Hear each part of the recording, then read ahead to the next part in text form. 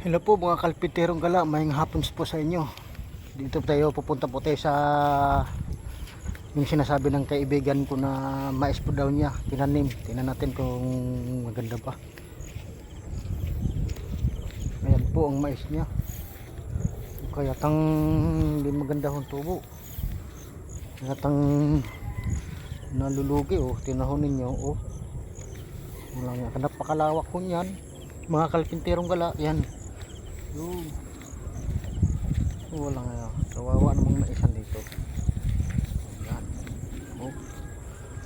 Nandito pa ako sa bukid at yun nga, matingnan nga yung mais ni paring Donald, kakalpinterong gala din. Yan, nangyayari yan guys. Yan po yan, mga kalpinterong gala. O tamo, hindi pang mga bilinghoy, maganda tubo, mantalang mais eh. Oh, wow. Mais oh. Kaya naman laki ng lugi ni paring ano dito, Ronald.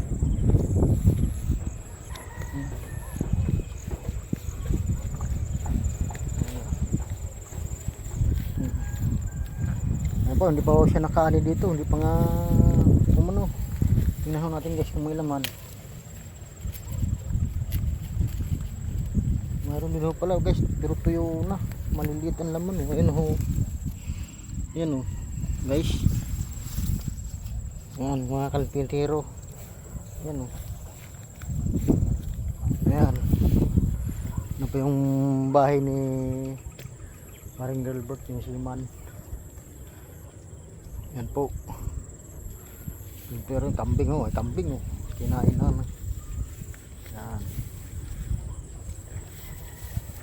malawak din pala itong maisa na ito parang Ronald, kasi walang hindi siya nakabawi. Mukhang lugi siya dito.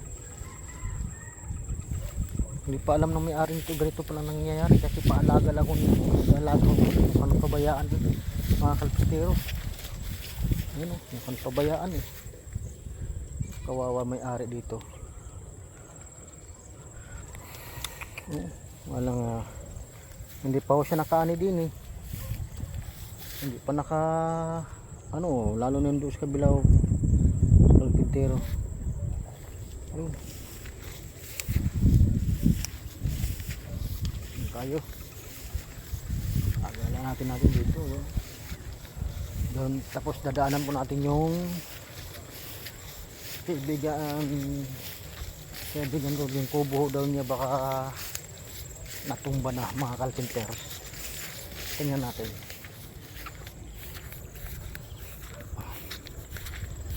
Yan.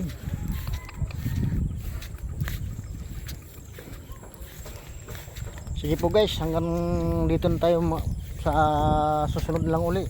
Kasi may pupuntahan pa akong kubo. Mamaya ko na lang i-update sa inyo. Please subscribe sa Kalpinterong Gala channel YouTube. Bye.